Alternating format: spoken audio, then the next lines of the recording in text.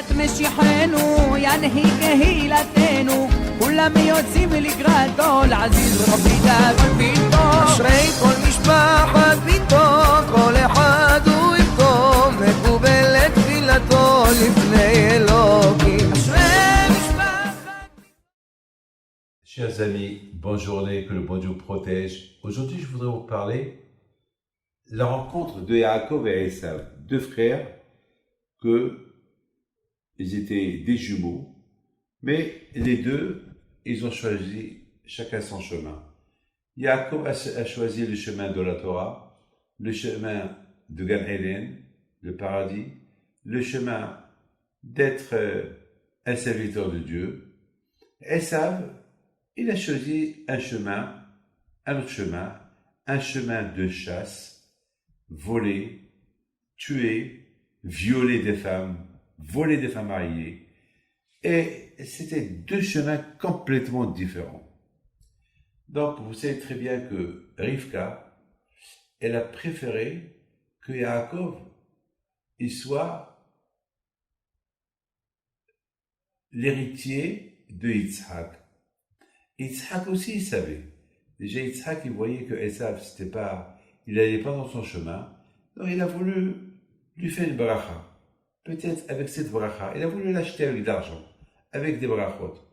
Et s'il dit Yitzhak, peut-être, en proposant à Esav des bénédictions, et il va devenir un homme normal, un homme bien. Mais malheureusement, Esav, il n'a pas voulu.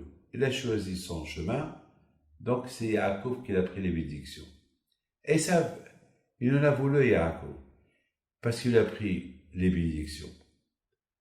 Mais Esav, réfléchit un peu. Tu ne peux pas avoir les bénédictions et rester rachat, et rester de la même façon comment tu vis. Tu ne peux pas. Il faut que tu choisis. Ou la droite ou la gauche. Tu ne peux pas être gauche-droite, droite-gauche. Tu ne peux pas. Finalement, Esav, il en a voulu à Yaakov. Yaakov, il est parti. Vous savez très bien, entre-temps, il va chez son oncle, Lavan. Là-bas, il a rencontré Rachel Imeno. Il s'est marié avec elle. Léa, il a eu 12 enfants. Et voilà, maintenant, il retourne. Il retourne vers son père. Ça suffit après 22 ans d'absence. Maintenant, il retourne avec toute sa famille. Mais il est retourné très, très riche. Très riche. Esav, il entend que son frère, il arrive. Et qu'il est très riche. Alors Esav, il a voulu tuer Yaakov. Il a dit, il s'est juré, maintenant, puisqu'il est venu riche, je vais le tuer, je vais tuer ses enfants, et je vais prendre toute sa richesse. Il vient avec des milliers de soldats. Yaakov, il entend ça, il a eu peur. Il commence à prier à Hachem. Hachem, tu m'as promis que tu me protèges. Ah, mais toi, protège-moi de mon frère, qui se comporte avec moi comme un ennemi, qui veut me tuer. C'est ma mère qui m'a dit que je prends les bénédictions. Moi, je n'ai pas voulu des bénédictions. Je n'ai pas voulu les prendre de cette façon. Mais c'est ma mère, Hachem.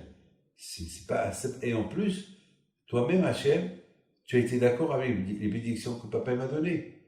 Et toi aussi, tu m'as promis que tu vas me protéger. Alors, Hachem, protège-moi.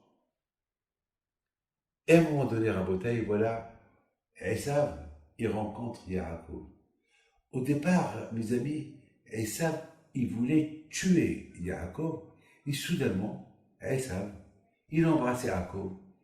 Il lui propose, voilà, je vais être avec toi, je vais rester avec toi, je vais te protéger, je vais devenir ton garde-corps.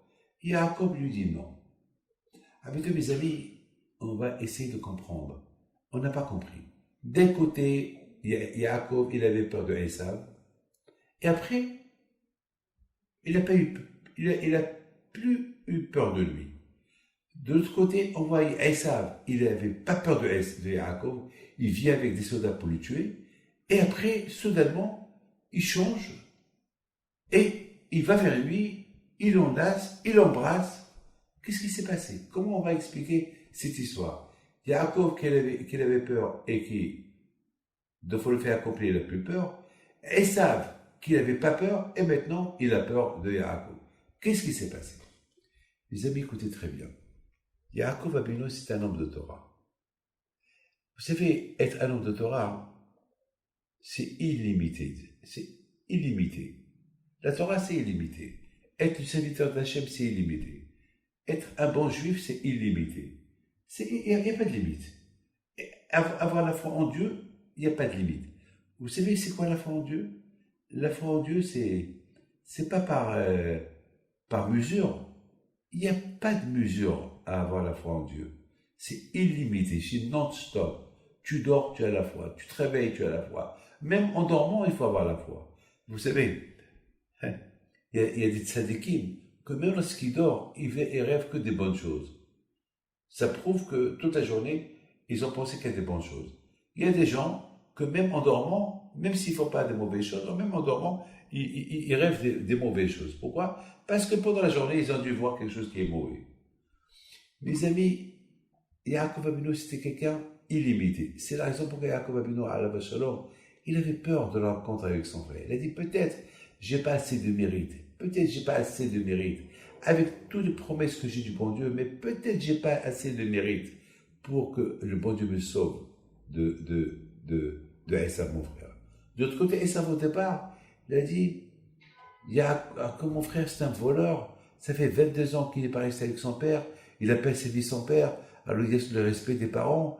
Moi, je suis resté avec eux. J'ai la mitzvah, j'ai la protection du respect des parents que moi j'ai eu pendant 22 ans que Yaakov n'était pas là. Bon, et c'est ça qui a donné à Esav une force pour venir combattre son frère. D'autre côté, une fois que Yaakov Avinu, il a rencontré Esav, et Esav, il a vu Yaakov, et Esav, il vient pour le tuer, mais il voit le visage de Yaakov. Il voit ce visage de Torah, il voit ce visage de Emouna, la foi, il voit l'Hiba, il voit l'auréole d'Hachem sur le visage de Yaakov. Il a eu peur. Mais on l'a compris. De l'autre côté, Yaakov a vu dans la vache alors. Au départ, il a eu peur. Il a dit, peut-être, je ne suis pas assez bien. Mais il n'a pas su mesurer. C'est comme ça, cette équipe. Toujours cette équipe, ils croient qu'ils ne sont pas assez bien. Mais quand il a voulu prouver Yaakov, tu es pour moi assez bien. Peut-être pour toi, tu n'es pas assez bien, mais pour moi, tu es assez bien, tu n'as pas peur de Esav. Mes amis, voilà comment on explique cette belle histoire de Yaakov et Esav. Et, Rabotai, lorsqu'on est dans le chemin d'Hachem, on n'a rien à craindre, on est toujours protégé, même nos ennemis deviennent nos amis, parce que c'est au fond, on partage le même Dieu. Que le bon Dieu vous protège, on a vous tous la santé et la joie.